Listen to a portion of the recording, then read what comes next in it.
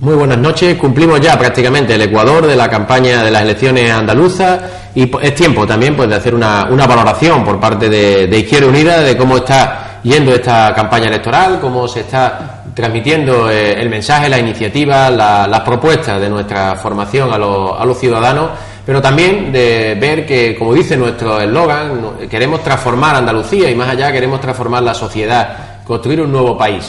No nos quedamos como una fuerza que tiene sus hitos y su fin, sus metas en las elecciones y las urnas. Queremos transformar como un movimiento político y social y por eso vamos a mirar más allá. Sabemos la responsabilidad que tenemos desde Andalucía para marcar lo que debe ser un ciclo de cambio en todas las distintas comicios electorales que vamos a tener después, las inminentes elecciones municipales y, cómo no, allá por el mes de noviembre las elecciones legislativas que deben pues abrir un nuevo sistema de organización de este país, en lo económico, en lo social, incluso en su forma de Estado. Pues para eso hoy contamos con la participación y es grato poder presentarla de una representante de Izquierda Unida Federal, nuestra responsable federal de Convergencia, Lara Hernández. Muy buenas noches, Lara. Buenas noches. Un placer que estés nuevamente por Marbella. Ya sí. Estuviste en las candidaturas de las elecciones europeas y bueno, nuevamente en las andaluzas. Sí, un placer para mí estar aquí.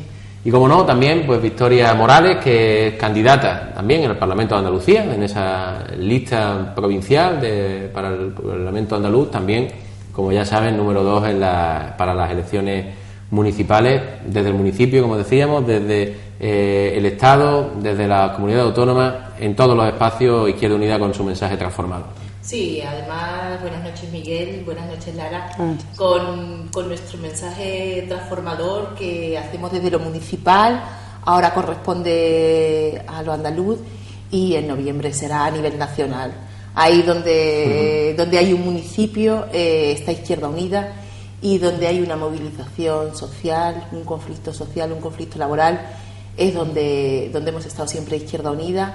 Ahora toca transformar Andalucía para ser un referente a nivel nacional y seguir desarrollando el trabajo que hacemos a nivel municipal, pues es darle un empujón a estas andaluzas, pero no es diferente a lo que venimos haciendo. Siempre estamos en la calle, siempre estamos con nuestras asambleas abiertas, donde puede entrar todo el mundo puede participar. Ahora con el programa que estamos llevando, pues bueno, darle la opinión y la participación a todo el mundo, pues darle ese empujón que es continuar con el trabajo que hacemos a diario. Nosotros no necesitamos cambiar en elecciones y salir a la calle solamente en las elecciones. La suerte que tenemos Izquierda Unida es que siempre estamos en la calle y es nuestra acción habitual estar con la gente, compartir con la gente y bueno, dar a conocer a nuestros candidatos y dar a conocer nuestras propuestas a nivel andaluz para que la gente sepa que nuestra opción de gobierno en su momento, antes de que nos desahuciaran, era vinculada a la mayoría social y al rescate ciudadano. Y ahora pues para informar a la gente que decimos, que hacemos lo que decimos y que nos queda mucho trabajo por realizar a partir del 22 de marzo. Eso en la calle como el espacio también en las elecciones y bueno, Lara precisamente ha estado en la barriada del Ángel, reunida pues en una asamblea en la plaza de esta colonia histórica del Ángel, ahora también pues con el conjunto de viviendas sociales y es precisamente ahí, en la realidad, en lo concreto, donde se lleva ese mensaje entrando en la participación y en el diálogo con los vecinos. Sí, además, la jornada del día de hoy, que se desarrolla en toda la provincia de Málaga, precisamente ha comenzado, ¿no?, en la ciudad de Málaga con un encuentro que hemos tenido junto con el candidato a la Junta por Málaga, el compañero Castro, y ha sido un encuentro en el que se ha presentado junto con alcaldes y alcaldesas de toda la provincia la propuesta de democracia participativa que ha trabajado Izquierda Unida y en concreto una ley que se quedó, digamos, lamentablemente bloqueada en la Junta de Andalucía por esta sorpresiva ruptura, ¿no?, del Partido Socialista. Y efectivamente hilando, ¿no?, es decir, no es solo la propuesta, que es también curioso que coincida en tiempo y espacio, ¿no?, que hemos debatido en la ciudad de Málaga en torno a esa propuesta en concreto y después se traslada a la práctica en el encuentro que hemos tenido hoy en la barriada del Ángel con los vecinos y las vecinas de esta zona de Marbella, en la que se demuestra que efectivamente nuestra propuesta política no son solo digamos, una invención o no vienen del aire, están hechas trabajando con la gente, escuchando cuáles son las demandas de la gente, cuáles son sus necesidades concretas, y en base a eso se construye un programa lo más amplio, lo más participativo, que intenta precisamente garantizar, ¿no?, que sus derechos y sus necesidades más básicas van a ser cubiertas, ¿no? Algo que ni el Partido Popular ni el Partido Socialista están haciendo a nivel andaluz y a nivel estatal en todo el conjunto de España, desde luego.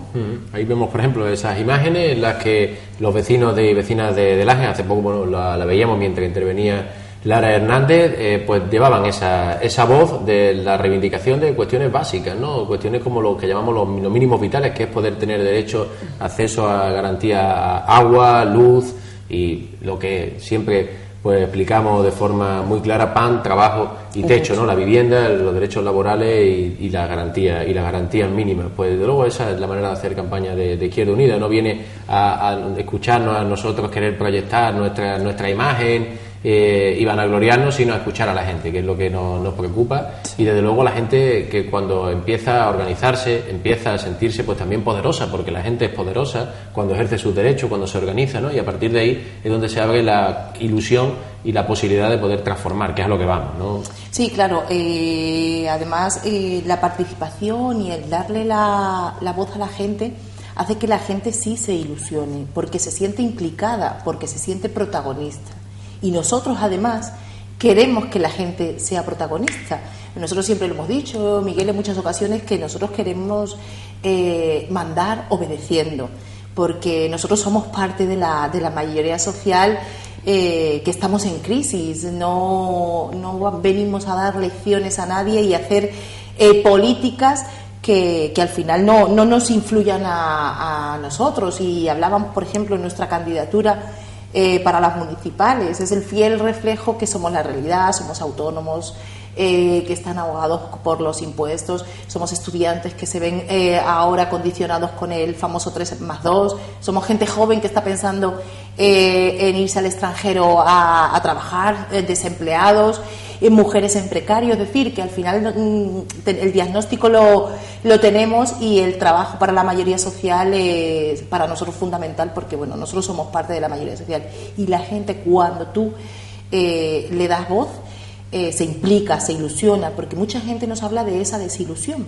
y es verdad que están muy desilusionados con la política, porque bueno, el bipartidismo se ha encargado de que la gente no se preocupara por la política, en ese llamado estado del bienestar en el que nos han vendido muchos años.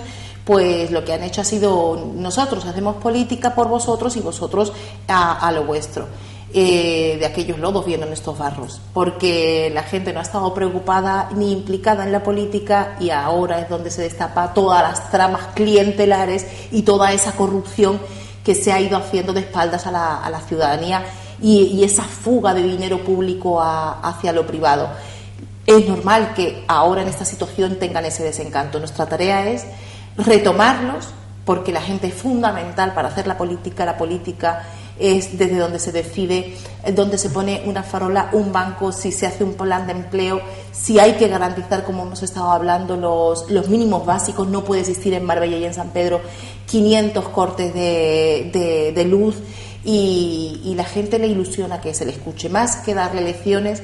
Y nuestras propuestas además están nutridas de todo eso, de todas esas propuestas, todos esos puntos de vista son lo que nutren nuestras propuestas y nuestra acción futura en la Junta de Andalucía, claro. Y precisamente hablando de futuro, ¿no?, decir que Lara pues representa dentro como responsable federal de Convergencia, pues muy cerca también de Alberto Garzón, nuestro candidato ya a la presidencia, además malagueño también, pues ese mensaje transformador que nos traía de ilusión y de esperanza en un nuevo país, y que además marcaba, bueno, que Andalucía ahí forma un hito y se está mirando hacia Andalucía. Totalmente. Además, ahí, o sea, yo creo, ¿no?, dos puntos que se ha puesto ya sobre la mesa, ¿no?, y que me parece importante incidir en relación a lo que comentas, ¿no? Es decir, cómo tenemos que mirar hacia el futuro, porque hoy día pues la gente lo está pasando mal.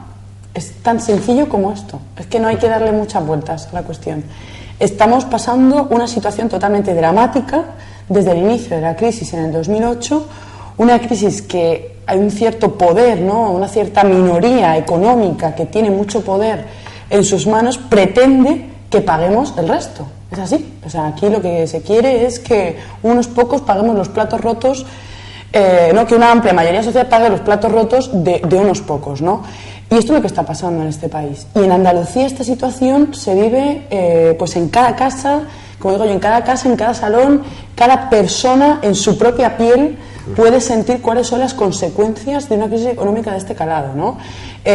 No solo el tema de los desahucios, que es, por ejemplo, uno de los problemas capitales, ¿no?, con mayor visibilidad pública. Es que tenemos casos de gente que, por ejemplo, la ley de dependencia que tiene en su hogar, a gente que no está siendo atendida como debiera por los servicios sociales comunitarios que debe cubrir lo público, que deben ser cubiertos por el Estado. Es que tenemos a gente joven que tiene cada día mayores tasas de depresión, y cada vez yo en mi entorno tengo amigos y amigas en fin, de 20 y tantos, de 30 y tantos años, que padecen situaciones de depresión psicológica diagnosticada porque no pueden, no existe la posibilidad de poner en marcha un proyecto vital, que no es que estamos hablando de nada más que una emancipación, poder alquilar una vivienda, tener un trabajo y poner en marcha una familia o un proyecto de vida, en realidad, ¿no? Esta es la situación de miles de personas andaluces, andaluzas, españolas y españoles, y esto es así, ¿no? Y en este sentido, que esto es un contexto total de emergencia social que requiere que las fuerzas políticas que nos decimos de ruptura democrática, que queremos construir una alternativa de gobierno real, pues nos pongamos al servicio de esta gente, nos pongamos al servicio de la ciudadanía, del pueblo, de la clase trabajadora, y seamos herramientas que recojan estas demandas y podamos canalizarlas y actuar como puentes que lleven sus voces a la institución. Y en este sentido, Andalucía es el primer escalón, el primer peldaño que tenemos por delante en este año tan apasionante, desde luego, que está muy condicionado por lo electoral, porque tenemos 4 citas electorales por delante, ¿no? Las andaluzas, municipales y autonómicas en otras comunidades, las catalanas probablemente en septiembre y las generales finalmente en noviembre. Es un año muy condicionado por lo electoral, pero hay que hacer una llamada a, primero, las urnas están vacías, es necesario aún, ¿no?, llenar todo eso de votos, y una llamada a la movilización, que no puede no sostener todo este, digamos, ser el colchón en el que se sostenga toda reivindicación programática, ¿no? Y yo creo que, claro, que ahí es muy importante que todas y todos seamos muy conscientes de que nos jugamos muchísimo el próximo 22 de marzo, que los intereses de esta fuerza política son los intereses de Andalucía, que los intereses de Antonio Maillo son los intereses de Andalucía, y que el primer paso para lograr un cambio de gobierno real se va a producir el próximo 22 de marzo. Esto es así. Es la posibilidad que tenemos de echar a la derecha de este país, de expulsar a Mariano Rajoy de la Moncloa. Porque no nos equivoquemos, la lectura que se vaya a hacer de las municipales y de las autonómicas en este país va a ser en clave de la pérdida de poder de la derecha. No va a ser otra lectura la que se haga, absolutamente ninguna. Y ahí yo hago un llamamiento a todos los andaluces y a todas las andaluzas que nos están viendo esta noche, y decir que efectivamente el cambio político, la transformación está en vuestras manos, que España entera está muy pendiente de esta fecha, está muy pendiente de lo que pase aquí, y que ganar Andalucía es el primer paso para la construcción de un nuevo proyecto de país, que va a comenzar en el sur del sur, como dice Maillo. Y además Izquierda Unida tiene ese proyecto de país, ¿no? Totalmente. Es decir, incluso medidas de las que se comentan. En Andalucía Izquierda Unida ha sido un poco vanguardia desde el gobierno, que lamentablemente después frustrado, cuando ya se pasó una línea y se empezó a poner en jaque, ¿no?, también al propio bipartidismo y la oligarquía que realmente sustenta los bipartidismos, cómo pueden ser la banca pública, la vivienda por derecho, o el cambio del modelo productivo, ¿no? Sí. Además ahí nosotros claramente apostamos por una nueva Izquierda Unida que lleve adelante un nuevo proyecto de país, porque entendemos que digamos, la Constitución como el pilar fundamental legislativo del estado de bienestar, ¿no?, de España, en ese sentido está agotada. Es que es claramente así. Es que no hay que darle más vueltas a la cuestión. 2/3 de la población actual no refrendaron, no votaron ese papel. Eso en primer lugar. Y en segundo lugar, ¿es la Constitución acaso capaz de poder garantizar que aquellos que no se presentan a las elecciones son los que nos gobiernan? ¿Quiénes no se presentan a las elecciones? No se presenta ni Botín, ni Repsol, ni Telefónica, ni el IBEX 35, ni los hombres, ¿no?, y trajeados con corbata que están sentados en los consejos de administración. Esa gente es la que no se presenta a las elecciones y esa es la que nos está gobernando. ¿Es la Constitución capaz de efectivamente garantizar que no son ellos? No, no lo es. ¿Es la Constitución capaz de dar cobertura, ¿no?, de garantizar derechos y esos mínimos vitales, ¿no?, a los que nos referíamos? Que la gente es lo que le preocupa, la casa, en fin, la casa, la educación, la sanidad, el colegio de nuestros hijos y de nuestras hijas. ¿Es capaz de garantizar eso? No. Es un papel mojado que ha sido entregada en bandeja de plata a la Troika, a los intereses de instituciones como el Fondo Monetario Internacional, la Comisión Europea y el Banco Central Europeo.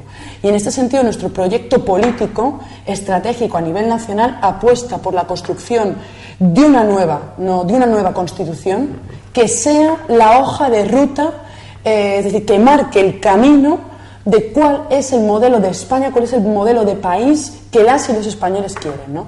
Y en ese sentido hacemos un llamamiento a todas las fuerzas políticas que se digan de izquierda, rupturistas, transformadoras, a todos los colectivos sociales y a todas las personas para sentarnos a dialogar, a hablar y ver cómo es posible entre todos y todas, ¿no?, construir algo digno, que no estamos pidiendo la luna. Claro, es así, no estamos pidiendo la luna, nada más que una transformación real y no un cambio para que nada cambie. Y el ejemplo lo tenemos en Andalucía. Ayer yo me quedaba gratamente sorprendida cuando nos reuníamos con el exconsejero de Turismo Fali y con todo el sector turístico, donde al final se sentaban los sindicatos, se sentaban los representantes de los guías de turismo, se sentaban los representantes de los hoteleros y de los campos de golf, y lo único que dijeron fue y agradecieron a el consejero que se hubiera llevado a cabo un plan contra la estacionalidad dialogado, donde todos llegaron a un consenso para cambiar y ser transformadores en el ámbito del turismo y evitar la estacionalidad y crear un empleo de calidad. Para mí fue gratificante ver cómo todos los sectores lo que hacían era agradecer a nuestro consejero ese gran trabajo que era durante 2 meses haberse sentado a dialogar y haber llegado a un consenso para que el turismo fuera un motor real, que lo es, pero no puede ser estacional. Para mí fue una situación gratificante que nos reconozcan ese trabajo y que además debemos desarrollarlo. Nos podemos quedar, y no nos hemos quedado en el gobierno, en acciones puntuales. También queremos reindustrializar Andalucía. No podemos vincular todo al sector turístico porque no nos olvidemos de la burbuja inmobiliaria. No podemos dejar Andalucía otra vez vinculado solamente a un sector. Debemos diversificar. No debemos dejar de lado la agricultura, que tenemos la materia prima, y ahí está el plan de la ley de agricultura. Si tenemos la materia prima, ¿por qué no somos capaces nosotros mismos de transformarlo y nosotros ser los distribuidores y que llegue al consumidor con un precio inferior y con todo ese dinero de los mediadores quedándose en Andalucía y generando trabajo? Es decir, una transformación real para hacer un cambio, y esas son las propuestas que hemos estado haciendo. ¿Cómo gestionar eso? ¿Cómo financiar eso? Esa famosa banca pública. ¿Por qué le damos la importancia que le damos a esa banca pública que nosotros queríamos y se ha quedado en el camino y vamos a llevar a cabo a partir del 22 de marzo? Porque realmente será la que dé el crédito a aquellos que generan empleo. No nos olvidemos que el mayor volumen de empleo lo generan los autónomos y las pymes y las cooperativas, con lo cual ellos son los que tienen que tener un crédito razonable y de lo público trasladarlo a la transformación real y a esa creación de empleo real, con lo cual es un cambio mucho mayor. No nos podemos quedar en leyes puntuales y en seguir exactamente igual. Lo que hemos propuesto lo seguimos proponiendo y como ejemplo y del sur van a ir todas esas propuestas al final a Madrid, al gobierno central, y esperamos también tener esa representación suficiente y esa mayoría social a la espalda que respalde esas políticas. Y nuestro Alberto Garzón, presidente de gobierno. Sin duda, ¿no? Yo creo que además precisamente lo que Alberto representa también es la ilusión de muchos españoles, no solo ya de una generación de gente joven, que por supuesto, ¿no? Creo que lo tienen pues como una referencia clara, igual que como tú misma, ¿no? Que también a tantos españoles que hay en el extranjero, ¿no? Porque han tenido que emigrar, como bien decía, y que tú misma, ¿no? Tuviste en tu vida, que no estamos hablando de hoy. No, efectivamente, no estamos hablando de una situación muy desde la realidad, pero Alberto también pues representa esa ilusión dentro de un proyecto en el que cabe muchísima gente, un proyecto inclusivo, y precisamente por esa dinámica que, igual que el propio sector turístico, un sector turístico pues en Marbella, que al principio tenía un cierto recelo, Izquierda Unida va a asumir la Consejería de Turismo en la Costa del Golf, que se llama también. ¿Qué va a pasar ahora con Izquierda Unida? ¿Qué va a hacer con los campos de golf? ¿Cerrarlos? Vamos a hacer, no, pues evidentemente están muy contentos porque han visto que Izquierda Unida, si tiene algo, es que tiene una forma de actuar clara, y es desde la participación, el diálogo, la concertación social, y ha conseguido sentar a los empresarios con los trabajadores, en este caso, y juntos buscar fórmulas, y por supuesto que potenciar el golf allí donde es algo que genera también riqueza y empleo, ligado, eso sí, pues a la sostenibilidad ambiental. Hay que buscar esos parámetros, no a que sea el reclamo para luego una operación urbanística en torno a los campos de golf especulativa, esto no. O por ejemplo, cómo se ha decantado totalmente, porque Izquierda Unida, si hay algo que lo define, es que tampoco es neutral, sabe a quién defiende, a quién apoya, pues a los pequeños comerciantes frente a las grandes superficies, con esa propuesta de poner un impuesto a las grandes superficies. Por tanto, vamos viendo cómo todo va encajando desde una lógica muy clara, y con esa misma lógica creo que es como Alberto Garzón pues explica ese proyecto de nuevo país, en el que hay un eslogan claro, que es que todo cambie, ¿no? Cambiarlo todo para que todo cambie, ¿no? Yo creo que por ahí van las cosas, y para eso hace falta, y ahí es donde tiene, tu cometido político más cercano, esa convergencia, y decir, hace falta la gente como protagonista, ¿no? Claro. Además, has apuntado dos cosas importantísimas, ¿no?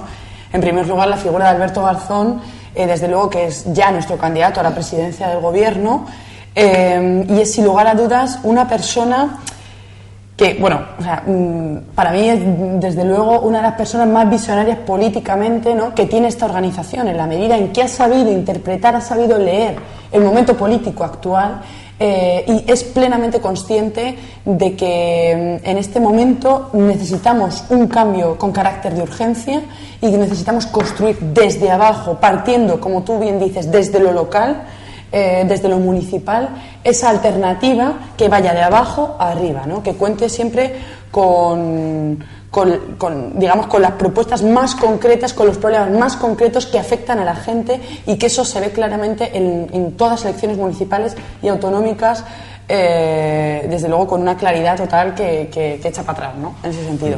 Y Alberto Garzón es sin lugar a dudas la punta de lanza de este proyecto de Izquierda Unida, y yo creo que vamos a lograr junto con él, ¿no?, de alguna forma derrocar todas estas políticas neoliberales que son las que nos han traído hasta aquí. La apuesta por la municipalización, y precisamente por tratar estas cuestiones que tú señalas, es un eje fundamental y estratégico, ¿no? Ya hemos teorizado, y así la historia nos lo ha demostrado, que en el 1931 las elecciones municipales llevaron a la proclamación de la Segunda República, y que no puede haber un octubre si no hay un febrero. Pues esto es exactamente lo mismo. Las elecciones municipales son, por así decir, la penúltima batalla contra esta estafa llamada crisis, y tenemos que lograr que todo este ciclo de movilización que hemos vivido con las marchas de la dignidad, con las mareas, movilización social, movilización sindical con las huelgas generales de los sindicatos, esta movilización política que llevamos haciendo de forma incansable desde el inicio de la crisis, tenemos que lograr que todo esto se convierta, de algún modo, se traslade en poder institucional, ¿no?, llevándolo a cada ayuntamiento, en cada municipio, en cada comarca, en cada ciudad, y luego además pues llevándolo efectivamente a un proyecto mucho más amplio, confederal, que incluya y que represente todos los intereses de todos los pueblos de España. Sí, ahí, como tú dices, además, el municipalismo es una cosa que además a Izquierda Unida nos caracteriza. Y tenemos ejemplos de gobiernos de Izquierda Unida donde se hacen las cosas diferentes. Tenemos en Conil un gobierno que además también muy vinculado, como pasa con el turismo, existe un gran diálogo entre todo el sector y esos beneficios revierten en el propio municipio. Es decir, que tenemos experiencias municipalistas muy buenas donde gobierna Izquierda Unida, y nosotros no nos desprendemos de lo municipal. Al final el municipio es el gobierno más cercano, no nos podemos olvidar que al final es la mayor cercanía con los ciudadanos, y en los municipios es donde se da el diagnóstico particular de cada municipio, y hay que trasladarlo luego al resto de las instituciones, es claro. Como bien dices, además en lo municipal, exactamente, que a nivel andaluz y a nivel nacional hemos estado en todas las movilizaciones, conflictos laborales, en las huelgas generales. Recordamos aquella plataforma contra los recortes, donde 6.000 personas salieron a la calle de Marbella para reivindicarlo. Que nos devuelvan lo robado, porque bueno, aquí también tenemos la idiosincrasia de ese gilismo que se ha trasladado, y las políticas ahora mismo son lo más parecido a lo que está haciendo aquí el Partido Popular, a ese populismo en el que vincula a la gente a unas elecciones, a esos bizcochos, a esos churros, a esas comidas, pensando que la gente es tonta. Y la gente no solamente es tonta, sino que cada vez es más consciente de lo que nos jugamos, y cada vez una gente concienciada y crítica es la que nos va a ayudar a transformar, porque desde esa conciencia y desde esa crítica es lo que necesitamos y lo que quiere la gente para precisamente participar, para construir ese nuevo proyecto de municipio que será en mayo, ese nuevo proyecto de Andalucía que será en marzo, y ese nuevo proyecto de país que será en noviembre. Y que es fundamental porque nos bloquea después también la autonomía, por ejemplo, para actuar desde los ayuntamientos, desde la propia gobierno andaluz. Izquierda Unida ha estado en el gobierno andaluz, ha conseguido aprobar una ley para la función social de la vivienda, pero ahí viene el recurso después del gobierno del Partido Popular que bloquea, y por tanto pone otra vez a los bancos en el centro de sus políticas en lugar de las personas, rescatando bancos y no personas, deja fuera la ley de la función social de la vivienda, hacía alusión a la dependencia, que también es una ley que está aprobada, pero que ha desactivado por inanición económica el Partido Popular, o nos impone un modelo educativo como es el de la LOMCE, después con el 3+2, totalmente excluyente, clasista, o entrando en las libertades de la mujer, o las libertades públicas con la ley Mordaza, etcétera. Por tanto, hay que ir también a la mayor, ¿no? Y está clara esa determinación. Sí, yo creo que está clara la determinación que tenemos por delante, y es efectivamente esta, ¿no? Todo lo que tú has planteado, ¿no? Derrocar estas políticas que nos han traído hasta aquí, hay que acabar con ellas, basta ya. Y hay que poner las personas en el centro de la política. La política no puede ser ajena a los problemas concretos de cada uno de nosotros, de los que estamos aquí presentes, de los espectadores que nos están viendo y que tienen situaciones concretas, problemas concretos, que es necesario que la política atienda a ellos, y que los políticos y las políticas también, estemos, ¿no? Atentos, con ojo avizor a qué es lo que está pasando, porque eso es lo que se trata. Es que no se trata nada más que eso, de averiguar cuáles son los problemas individuales y darle una solución colectiva. Y el Partido Popular y el Partido Socialista, junto con un entramado amplio, ¿no? Medios de comunicación, poder económico, etcétera, lo que han intentado es generar un clima de intoxicación, han generado una desafección hacia la política. La gente ya piensa que mejor, pues que cada cual, ¿no? Como dice la expresión, que se saque sus propias castañas, ¿no? Efectivamente, ¿no? Y eso no es así. Eso no es así. Este clima de intoxicación, pues que se traduce luego en el abstencionismo en las urnas, lo que busca es alejar la vida pública de los problemas concretos de la gente.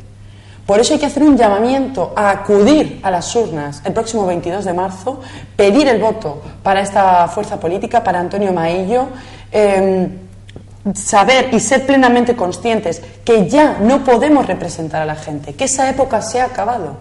Nosotros no estamos aquí para decirle a la gente que vayan el 22, depositen la urna en la papeleta, se vuelvan a su casa, se sienten en el sofá y esperen a que va a haber una clase política que la va a representar. Eso se ha terminado, eso se ha acabado.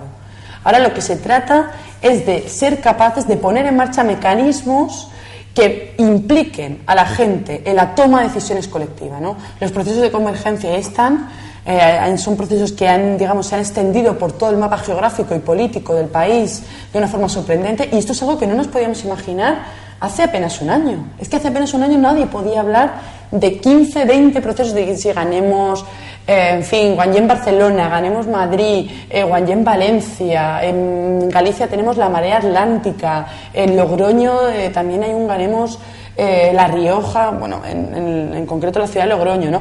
Esto hace un año nadie se lo podía imaginar. ¿Por qué? Pues porque, digamos que el neoliberalismo, es decir, el momento, las políticas que estamos viendo, han hecho que mucha gente distinta se ponga a trabajar sobre lo concreto en torno a lo mismo. Ha eliminado, digamos, ¿no?, esos elementos que nos diferenciaban, porque nos hemos dado cuenta que si trabajamos juntos sobre lo concreto, llegamos mucho más lejos, somos más fuertes y podemos garantizar una salida a esta situación a todo el conjunto de la población, ¿no? Y esto es lo que hay que poner en valor, ¿no?, la necesidad de construir candidaturas y construir proyectos políticos de unidad popular. Eso es por lo que estamos trabajando en todos los puntos y en todos los rincones de España y bueno, la apuesta está hecha y yo creo que va a ser ganadora. Bueno, la verdad es que sí, justamente hablabas de eso, de una construcción, y Antonio Maillo en el vídeo que se ha hecho para las elecciones habla de construir la luz, ¿no? Y posiblemente eso que dice en la luz, que queremos poner luz en esa oscuridad de la desesperanza, de la exclusión, del sufrimiento, de la falta de libertades, ¿no? Por tanto, el mensaje está ahí claro. Vemos que además hay una sintonía y están conectados perfectamente Izquierda Unida y todos los movimientos sociales que hay alrededor de nuestra organización, que siempre ha tenido esa vocación como movimiento político social transformador, y por tanto lo que queremos ahora es que cada vez seamos más los que empujemos para que esa luz sea realidad, ¿no? Y puede brillar y destellar y cegar a todos esos intereses que hay, que son contrarios a la mayoría social. Pues un placer, Lara, que haya podido compartir contigo, tanto aquí como en Marbella, y con Victoria, pues igualmente. Seguiremos en próximas ocasiones nosotros, y Lara, por supuesto, también, que claro, encantada, cuando haga falta. Le tomamos nota. Y hoy, bueno, pues también queremos a los telespectadores, las telespectadoras que han podido acompañarnos, dejarles pues también con una rueda de prensa que creemos de mucho interés, por la intervención de nuestro coordinador federal, Cayo Lara, y hablando sobre un asunto también de primer nivel, como es la vivienda, el derecho al techo, en este caso. Pues en Marbella, la ciudad de la especulación, la ciudad donde sabemos que hay miles de viviendas vacías, más de 16.000 viviendas vacías, cuando hay personas sin vivienda, cuando hay desahucios, cuando hay personas que viven pues en distintas familias en una sola vivienda porque tienen que reagruparse por las necesidades económicas, le están forzando a ellos. No se desarrolla, sin embargo, vivienda protegida, vivienda promovida desde lo público, y esta es una de las iniciativas que junto a Cayo Lara presentamos en esta semana. Desde luego es posible, desde lo público, desde conceptos como el alquiler social, hacer viviendas también en Marbella, y que la vivienda en Marbella pueda ser lo que la Constitución dice que es un derecho y no un negocio. Os dejamos con esta rueda de prensa y los emplazamos hasta la próxima semana. Buenas noches. Bueno, pues el discurso de Izquierda Unida, desde luego, y la acción tiene un correlato de coherencia en los distintos foros. Hablaba Cayo Lara de las propuestas que se defendieron ayer mismo en el Congreso de los Diputados. También en el encuentro previo, pues José Antonio Castro nos ha comentado esa ley para la función social de la vivienda que garantice que haya toda persona en Andalucía pueda tener garantizado el derecho fundamental a la vivienda y se acabe con los desahucios. Pero también en Marbella, en lo local, tenemos un discurso que hila perfectamente con toda esa misma acción que defendemos en otros ámbitos. Y en Marbella, además, donde es desde luego el paradigma de la especulación urbanística ligada además a la corrupción, en Marbella, donde se han promovido más de 16.000 viviendas ilegales, donde según el propio Observatorio del Suelo y la Vivienda del Ministerio de Fomento hay aún hoy día más de 11.000 viviendas vacías. Existen demandas de vivienda, existen desahucios, igual de esos 146 desahucios que hay diarios en España, también tienen esa misma situación en Marbella, donde hay una plataforma local de estos desahucios que está constantemente recibiendo las reivindicaciones, las demandas y necesidades de muchos vecinos que sufren esta situación. Por tanto, es más injusto. Por esto nosotros desde Izquierda Unida venimos desde hace ya mucho tiempo, incluso antes de que estallara esta burbuja en forma de la crisis especulativa inmobiliaria de forma clara. En 2007 propusimos en el Ayuntamiento que se creara una empresa pública de la vivienda, una propuesta que incluso fue aprobada por unanimidad. Por tanto, el acuerdo está ahí. Lo que ocurre es que no se ha cumplido 8 años después. a pesar de ser más necesaria que nunca. Y por eso vamos a iniciar una campaña que continuará en los próximos meses, también informando a la ciudadanía, porque hay mucha necesidad de demanda de vivienda en Marbella que no está cubierta. El Plan General recoge construir 9.500 viviendas de protección oficial en su periodo de vigencia. Pues bien, en los 8 años de gobierno de Ángeles Muñoz, del Partido Popular, solo se han edificado 144 viviendas y además la mayoría siguen estando aún vacías porque había una lista de 6.000 personas que la solicitaron, pero luego por el mecanismo de gestión, dando a una empresa privada su promoción y por tanto haciendo una vivienda al final de promoción privada, encarecida incluso con el suelo que se le repercutió al precio, pues salía más económico incluso poder adquirir una vivienda en renta libre que la vivienda de VPO, y esos 6.000 demandantes, como decimos, no han llegado al final ni a cubrir por imposibilidad de hacer frente a una hipoteca ni esas 144 viviendas. Sin embargo, hay opciones y están desde luego vigentes, que son las que defendemos desde Izquierda Unida, y es que haya una red pública de viviendas en alquiler social o alquiler con opción a compra. Tener el alquiler como la referencia con la que hay que desarrollar y garantizar el derecho a la vivienda también en Marbella, donde se ha especulado tanto, donde la vivienda ha sido tan solo objeto de negocio, una mercancía.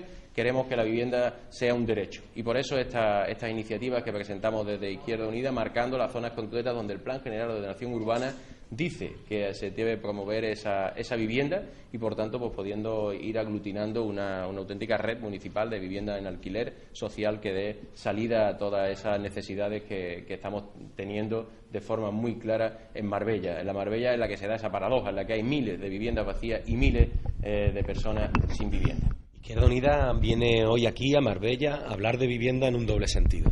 El primero, el de la vivienda por derecho, un derecho humano que debiera ser inalienable. Os lo ha comentado tanto Cayo Lara como Miguel Díaz. Apostamos por la dación en pago, apostamos por la función social de la vivienda, apostamos por el fomento del alquiler. Vamos a hacer una batalla con el Banco Malo, con la Sareb, porque vamos a blindar todo el parque público de vivienda frente a estos fondos buitres y vamos a intentar blindar también, o que los ayuntamientos entiendan que debe de ser blindadas también los parques de vivienda municipales. Lo decimos porque es uno de los deportes favoritos de los alcaldes y alcaldesas del Partido Popular, vender la vivienda pública municipal a los fondos buitres, especular con esa necesidad. Vivienda por derecho. Eso es lo que garantiza Izquierda Unida, en lo que hemos estado demostrando este tiempo, pero también venimos a dar un mensaje sobre la posibilidad que nos ofrece la vivienda para la reactivación de un sector fundamental como es el sector de la construcción, y que una vez que sale de dos burbujas que han estallado, la burbuja inmobiliaria y la burbuja de las infraestructuras innecesarias, tenemos que ponerlo en valor. Pero en valor también pensando en dos cuestiones: las necesidades de las personas y en la eficiencia en el gasto de cada céntimo de dinero público. Por lo tanto, Izquierda Unida tiene un ambicioso plan de construcción sostenible basado en el plan de vivienda y de rehabilitación, una inversión de 1.000 millones hasta el año 2020, una intervención directa en más de 370 barriadas preferentes. Estamos hablando también de la necesaria sostenibilidad energética. Cuando hablamos de rehabilitación es importante la actuación en los edificios y en la vivienda para que sean eficientes desde el punto de vista energético, y estamos hablando de la ley de movilidad sostenible. No solo debemos tener vivienda, debemos tener espacios amables, ciudades abiertas, pensadas para el ciudadano, y por lo tanto el transporte público colectivo, los carriles bici, los carriles específicos para ese transporte colectivo también forman parte de las inversiones, de las previsiones que tiene Izquierda Unida contempladas en su programa de gobierno, vuelvo a decir, para proteger un derecho humano básico, fundamental, pero también para reactivar desde otros parámetros un sector fundamental como es el de la construcción. Bueno, hoy estamos hablando de política de vivienda. Hemos tenido aquí estamos teniendo un encuentro con afectados por la política de vivienda en nuestro país.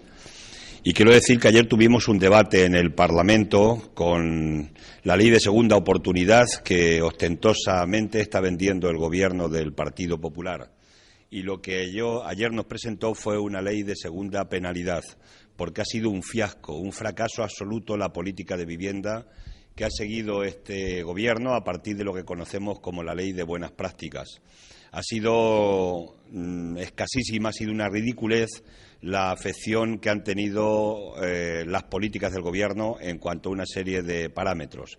Por ejemplo, para poner un botón de muestra, en viviendas de dación en pago, es decir, cuando la gente no puede pagar la hipoteca y le quitan la vivienda y además se queda debiendo dinero al banco, pues solamente se han quedado sin deberle dinero al banco por esta política del Gobierno del PP el 0,7% de todas las personas que tenían el problema de la pérdida de la vivienda y quedasen debiendo dinero al banco.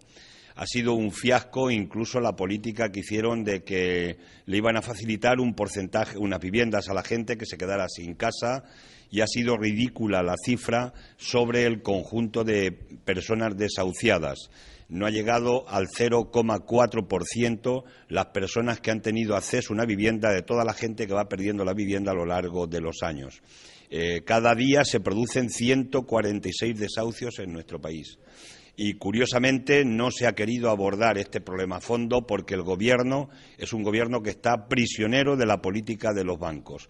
Es el mando a distancia, el Gobierno del PP, del sector bancario de nuestro país. La mejor prueba la tenemos es que con la Ley del Derecho a la Vivienda de Andalucía, primero el decreto y después la ley, el Gobierno del Partido Popular, por orden de la banca, recurrió la ley al Tribunal Constitucional de tal forma que ese derecho que dice la Constitución española que deben tener garantizados todos los ciudadanos y ciudadanas, recogido en el artículo 47 del derecho a la vivienda, se está violando, se está vulnerando, y el Gobierno del PP, con ese recurso al Tribunal Constitucional, ha hecho posible que en Andalucía se siga desahuciando a la gente de sus casas. Quiero decir que la posición política que venimos defendiendo desde Izquierda Plural en el Parlamento de España es que la dación en pago se tiene que producir para todos aquellos casos que a la gente le quiten la casa, que la deje porque no pueda pagar la hipoteca, no se le puede quedar debiendo dinero al banco. Eso se llama usura. La segunda cuestión es que, en todo caso, la gente que no pueda pagar la hipoteca, porque las hipotecas surgieron de una política especulativa que se hizo en la década de la burbuja inmobiliaria en España, que solo se pensó para favorecer los intereses de los especuladores y de los grandes promotores, la gente que no pueda pagar la hipoteca de la vivienda tiene que tener una sustitución por un alquiler social hasta que vengan mejores tiempos, la gente pueda recuperar empleo y pueda hacer frente a los pagos de la hipoteca de la vivienda.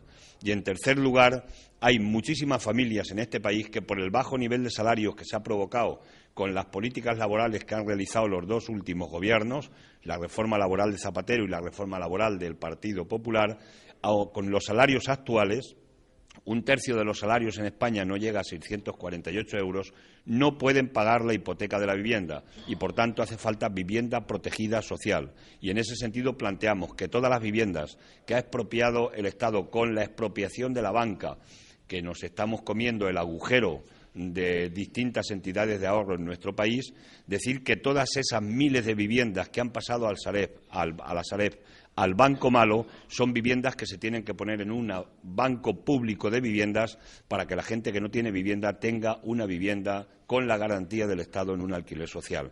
Esas son las políticas fundamentales que estamos centrando en nuestra propuesta.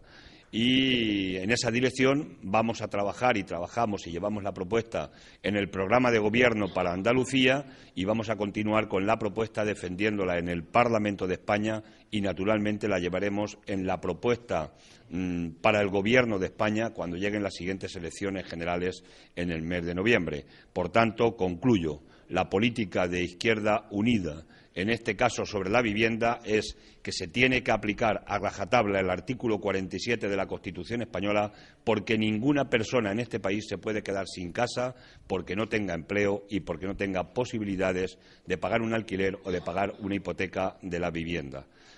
Por mi parte, nada más. Y ya, si queréis, pues... Yo quería hacer una pregunta sobre la postura de Izquierda Unida en la campaña sobre el PER. Porque ahora hay Sí, ayer se discutió en el Parlamento de España el decreto del Gobierno, que volvió a ser de nuevo un decreto macrodecreto, un decreto ómnibus, donde abordó diferentes materias, que es una una bestialidad desde el punto de vista de un decreto, porque hay materias con las que puedes estar de acuerdo y otras que no, pero te obligan a votarlo todo en una única votación. Nosotros votamos en contra ayer al decreto que se conoce como decreto de segunda oportunidad, donde uno de los temas que se incorporaban era los 20 días de exigencia en las peonadas para que la gente pueda cobrar el PER. La posición política nuestra se ha recogido firmas aquí y especialmente en las zonas olivareras porque hay una mala cosecha de oliva, de aceituna este año y se han pedido firmas para que este año la exigencia fuera 0 peonadas para que la gente pudiera tener el subsidio.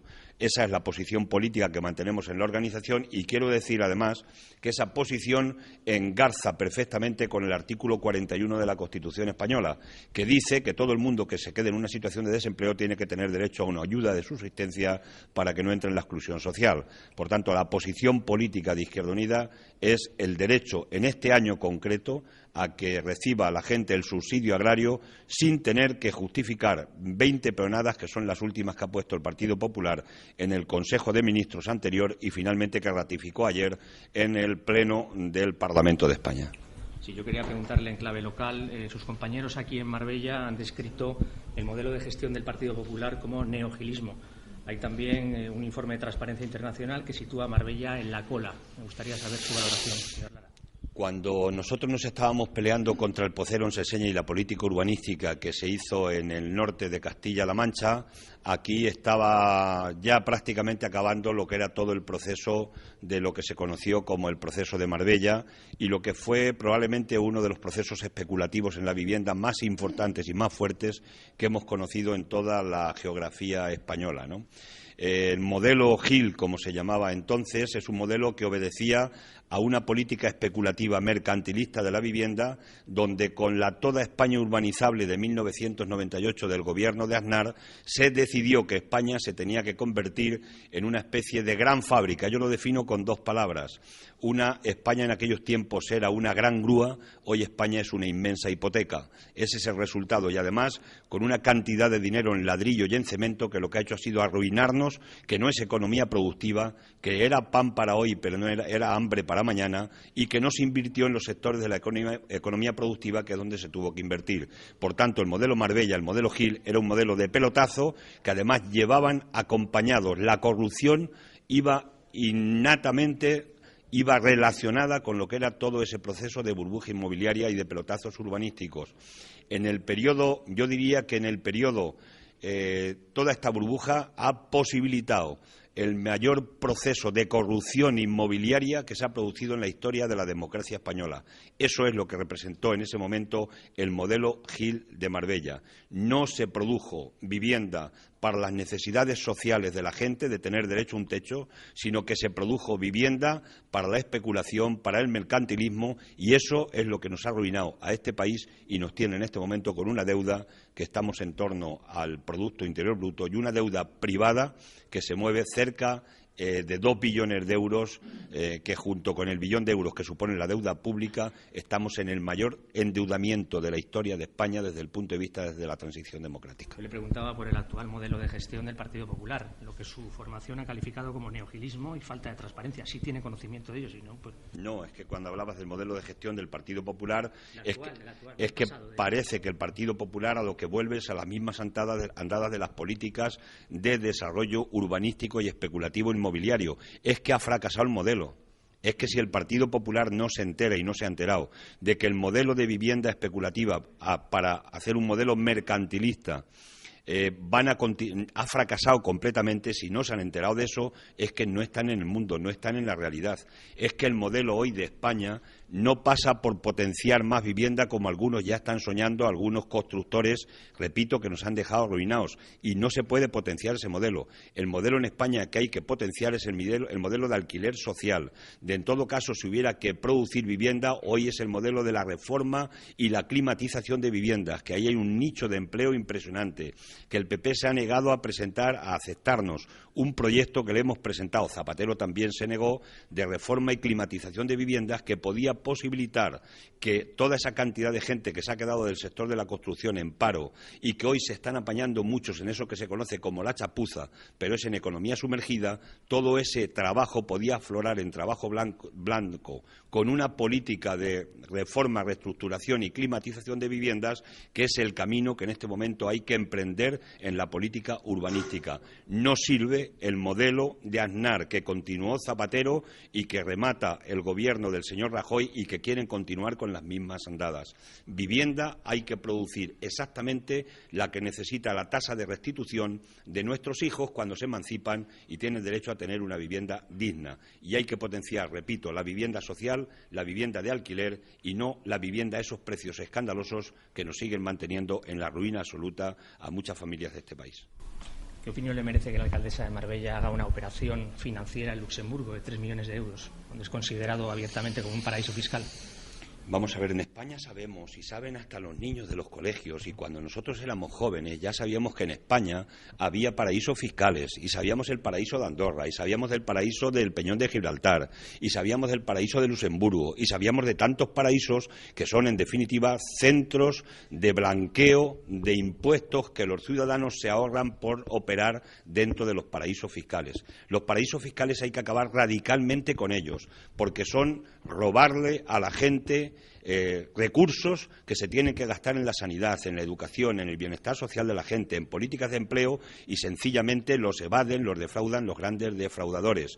Hoy hemos conocido, más allá de esta operación de los 3 millones de euros en un paraíso fiscal, es que hay que acabar con los paraísos fiscales y hay que penalizar y hacer responsables subsidiarios de los fraudes fiscales a los bancos que puedan estar apoyando a los paraísos fiscales o, en definitiva, blanquear dinero a través de las filiales que se montan en paraísos fiscales. Por tanto, opción cero para los paraísos fiscales y, desde luego, que paguen los impuestos todos aquellos que están defraudando en los distintos paraísos.